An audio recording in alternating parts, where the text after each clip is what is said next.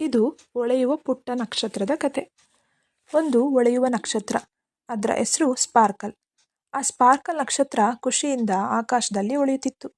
ಅದಕ್ಕೆ ಸ್ನೇಹಿತರ ಮಧ್ಯೆ ಹೊಳೆಯೋದಕ್ಕೆ, ನೃತ್ಯ ಮಾಡೋದಕ್ಕೆ ತುಂಬ ಇಷ್ಟ.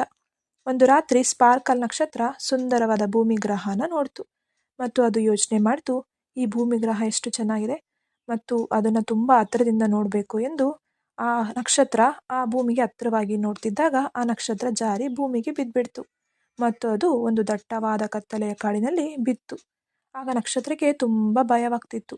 ಈ ಕಾಡು ತುಂಬ ದೊಡ್ಡದು ಮತ್ತು ಈ ಕಾಡು ಆಕಾಶಕ್ಕೆ ಹೋಲಿಸಿದರೆ ತುಂಬ ಬೇರೆ ಥರ ಇದೆ ಅಂತ ಆ ನಕ್ಷತ್ರ ಯೋಚಿಸ್ತಿತ್ತು.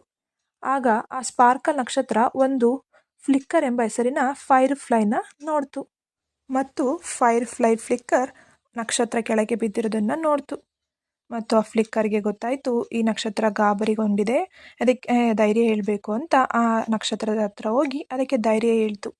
ಆಮೇಲೆ ಇಬ್ಬರು ಅರಣ್ಯಕ್ಕಿಂತ ಮೇಲೆ ಹಾರಲು ಪ್ರಾರಂಭಿಸಿದ್ರು.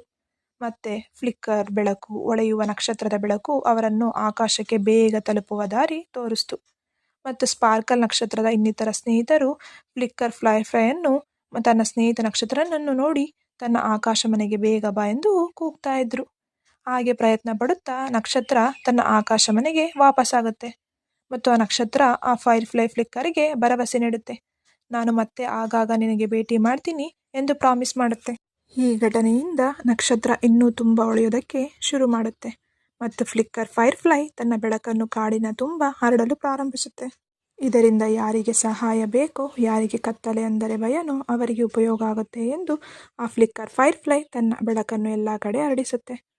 ಇದರಿಂದ ನಾವು ಏನು ತಿಳ್ಕೊಬೋದು ಅಂದರೆ, ನೀವು ಭಯಪಟ್ಟಿದ್ರೆ ಅಥವಾ ಕಳೆದು ಹೋಗಿದ್ರೆ ಒಬ್ಬ ಹೊಸ ಸ್ನೇಹಿತ ನಿಮಗೆ ಸಿಕ್ಕಿ ನಿಮಗೆ ಅವರು ದಾರಿ ತೋರುತ್ತಾರೆ ಎಂದು ತಿಳ್ಕೊಬೋದು.